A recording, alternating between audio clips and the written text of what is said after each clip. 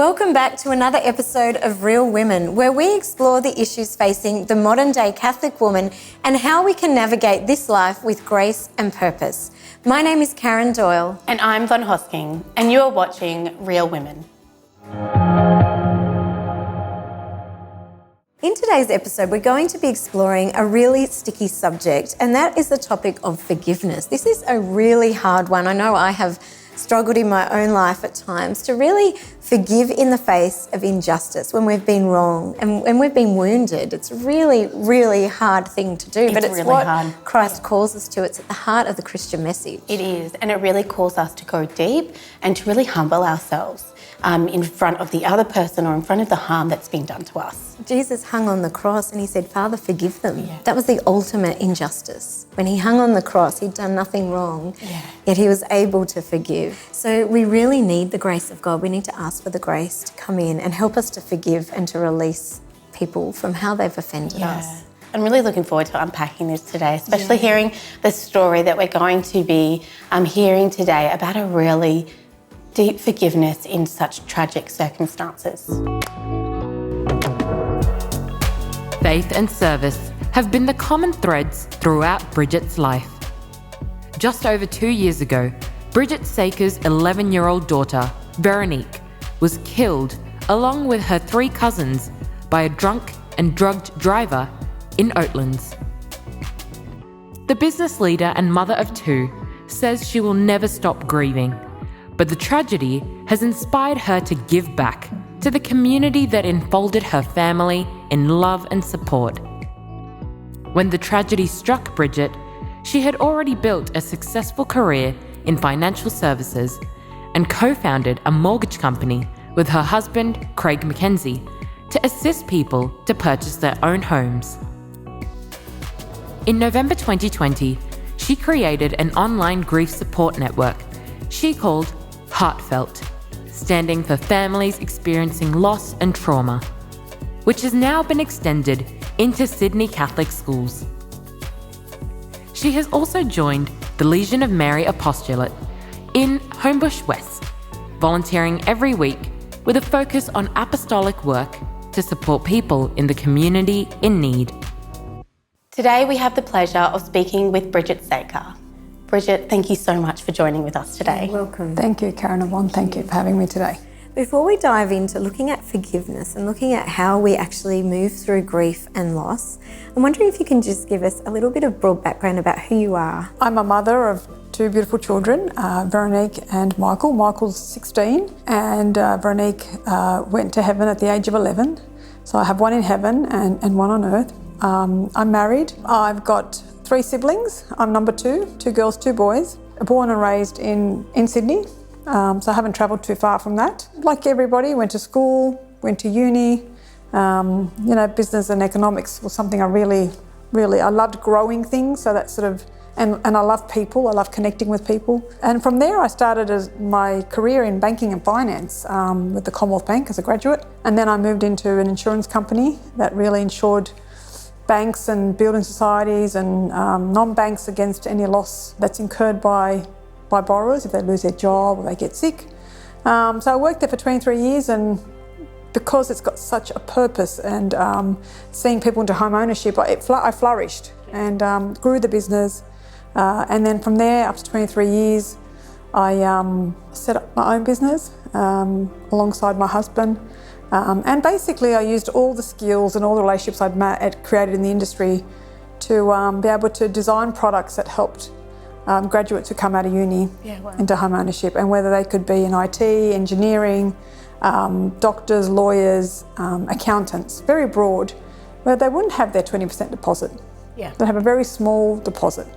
But my aim and our aim was to get them into home ownership. So found a funder who believed in my vision, and they funded our product design, and we distributed to at least 5,000 to 7,000 brokers. And then sold that last year. I had the tragedy happen, and from there I've established an online grief platform to help families experiencing loss and trauma and accompany them. And then most recently we've opened up a cafe. And it's got quatre, which is 4 in French, honouring the 4 children. especially my daughter, she loved cooking and people and eating. And so I've always been a person who has liked to, I'm a busy person, and I always like being connected with people. And that, whether that be in a business transaction, whether that be in a community sense, being hospitable, I've always, loved being that. And I'm also sort of looking after my mother too, who's not well. So there's a bit of everything. Yes. But that's a little bit about me. Yeah, no, that's great. I love, cooking and having people over for a bite to eat around the table. I mean, drink a nice glass of wine with them. Just reading, just the everyday life, the challenges that come your way. And one of those big challenges happened to you 2.5 years ago, where your family experienced an incredible tragedy. Can you share a little bit about that experience and what happened? So we've got a cousin who, her daughter was having her 21st, and I remember getting the invitation, and I was in the office, and I said to my husband, do you think we should go to this? Because I always have to think about, I'm a single mother, I wasn't married, and where will I put my children for the evening, who's going to look after them? But my daughter was very close to Danny and Layla's daughter and their cousin Mabel, and it happened to be Mabel's birthday as well. So I thought, I can leave Veronique there, and even Michael, because Anthony and Michael are also 2 weeks apart. So, Layla said, no problem, bring her over. And they were so excited, and I thought, okay, well, that's not that night set. And, I dropped her off. But Michael, actually, I should replay that. Michael said, Mum, is it okay if I don't go? This is my first night. Tomorrow's my first rugby soccer game, because he does NPL soccer. Yeah.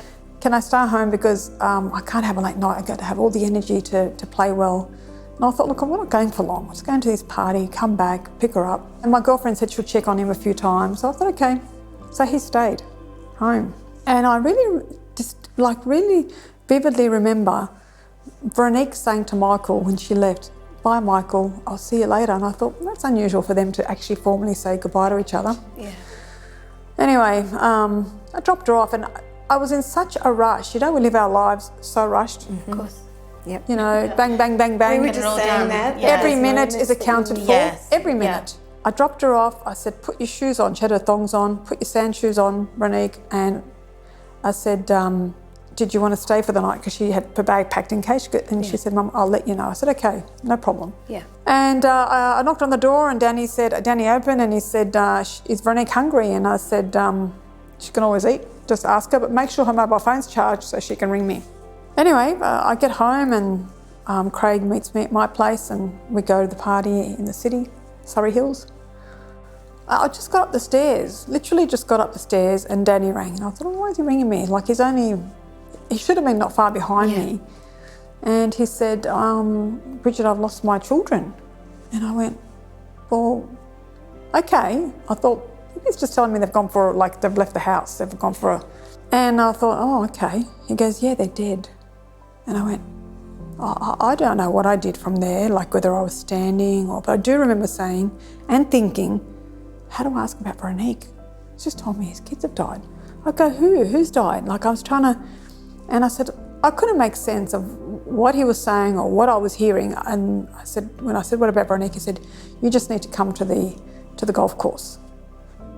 Oh, Craig was next to me. I don't know what happened from there, but all I remember is taking my shoes off and running to the car and going and praying the Hail Mary, the Our Father.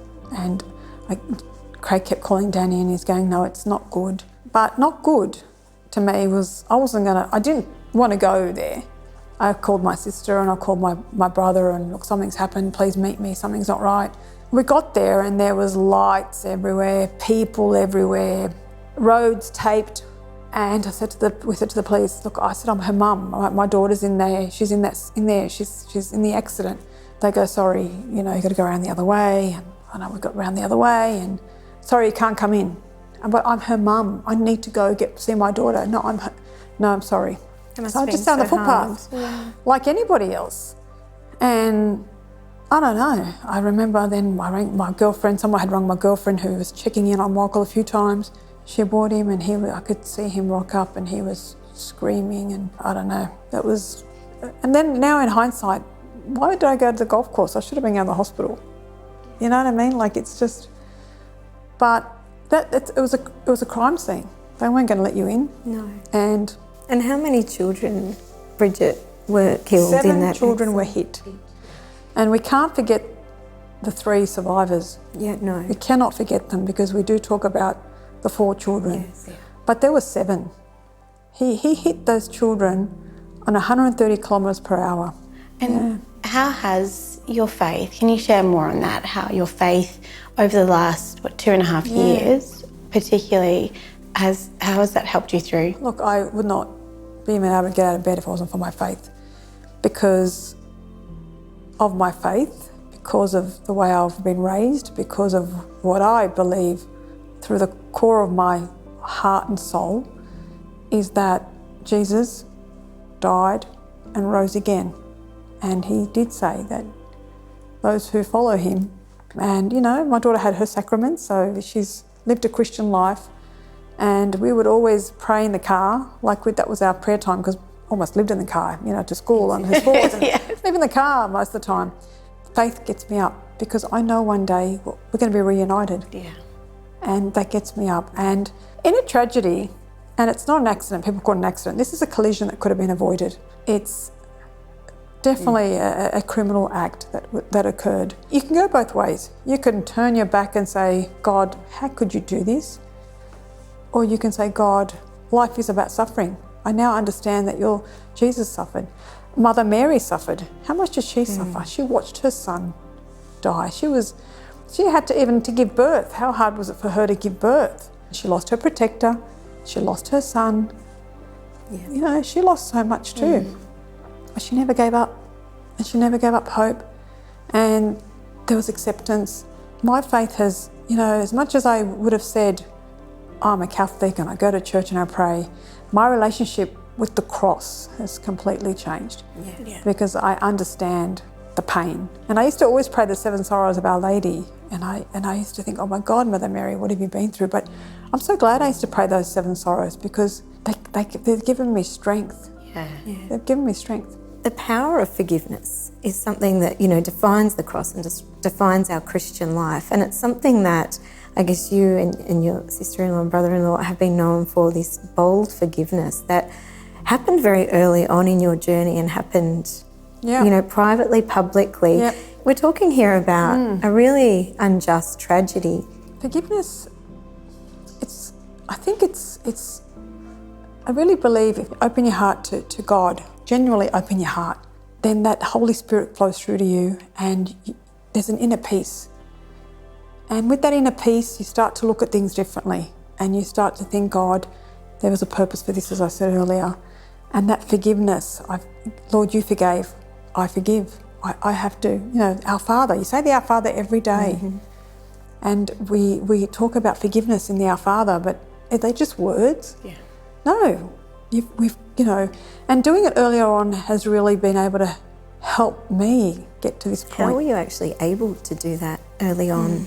Because I opened my heart from day one. I did not shut my heart to God. I just said, God. You made a choice. I made a choice to open my heart and to let him speak to me. Yeah. And, you know, his words are forgive.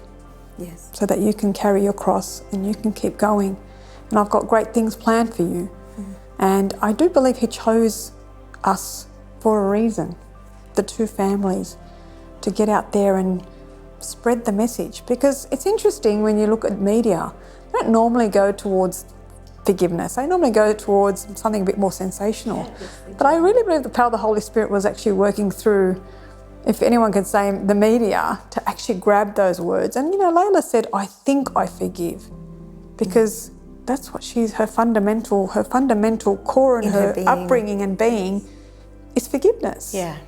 And you teach your children to say sorry. You teach your children, you know, when you've done wrong, there are consequences to pay. And we're not saying that there's no justice. There are consequences. How do we learn from our mistakes if there are no consequences? Like a mother who loves her child. But when they've done something wrong, there are consequences. Yeah, absolutely. So you've got to separate the two. And that is really the core of what happened, you know, the openness, the making that choice. I chose to forgive. I chose to let go so that I could continue doing good things. And I think by doing that, I've had some people say, well, almost resenting that, but how could you, look what he did. But if I focus on that the whole time, how am I going to create some good in this world when God's actually given me a lot of gifts through talents and skills in my life? Years of, being out there, running businesses, running teams, speaking in front of hundreds of people. He wants me to take all that and spread the news and spread the word of Christ. So Bridget, we've been talking about forgiveness, and forgiveness is a huge part of grief, but can you talk us through more grief and how you move through that? For me, the ultimate grief is obviously losing Veronique. But there's, a lot of people who get divorced or lose their jobs, or there's so many different forms of grief. Losing a pet, grief can come in many forms.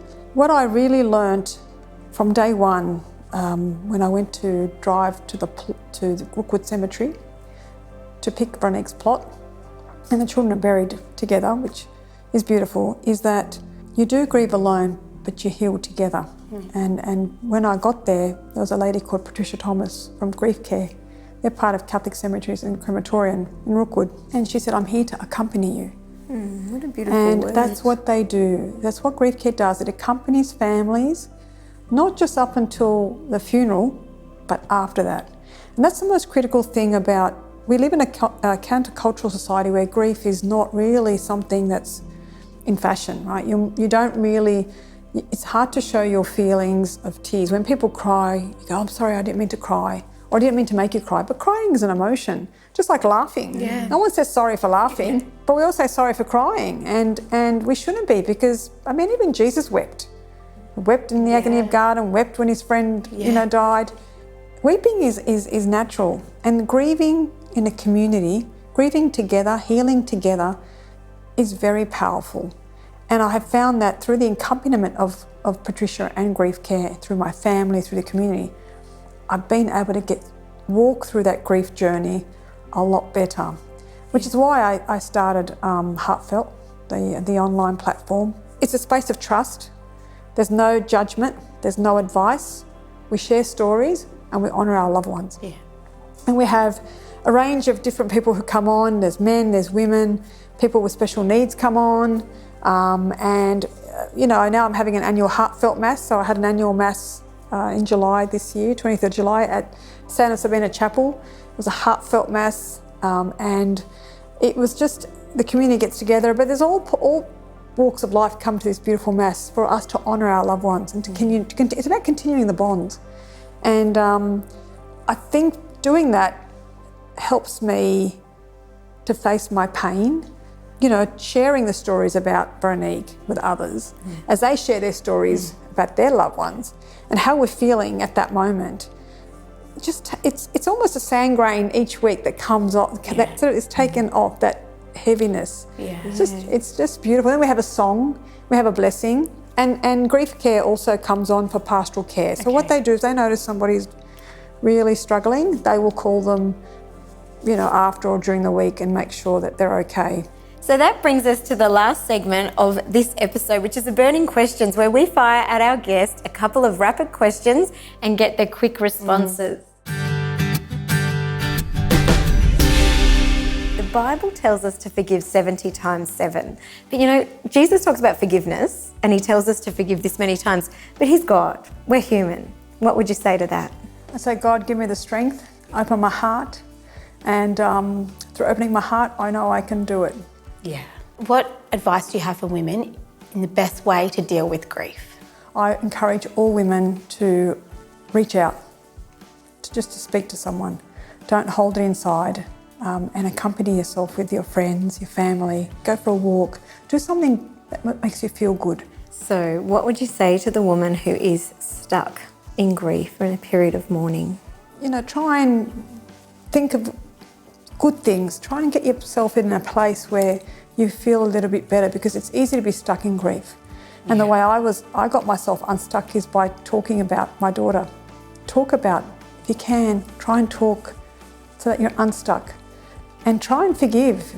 Try and let go of that heaviness. Yeah. That's really important. What can women expect? I know we've spoken about grief, but what can women expect as they go through grief? Loneliness. Yeah. Because nobody knows what you're feeling. I think also women can be stoic because they're trying to be brave, and you know, they could have a family that they're trying to make sure the household still runs, or they've got a job, they've still got to go to work and, you know, provide. I think women will expect a lot of emotions going through, like every day, every hour, every minute is different. But let that be natural. It's okay. It's okay to be teary one minute and the next minute have a smile and have a laugh. What's one of the byproducts of forgiveness? The byproduct is freedom, actually. Freedom, and because you've let go. And that freedom is just a weight off your shoulders.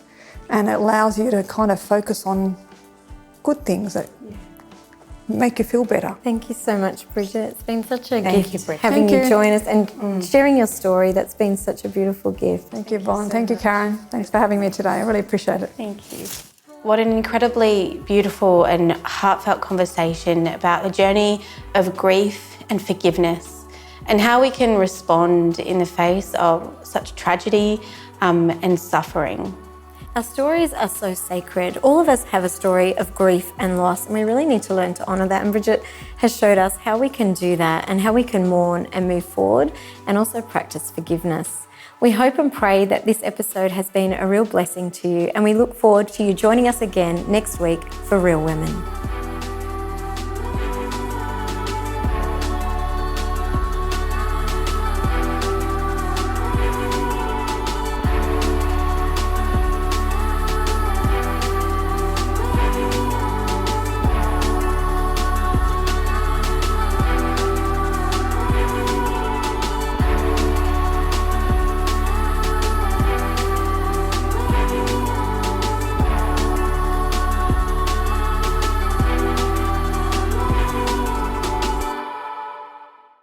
Problems, worries, sadness. Are you seeking solutions? Bible says, Do not be anxious about anything. Instead, pray about everything. Choose faith over fear.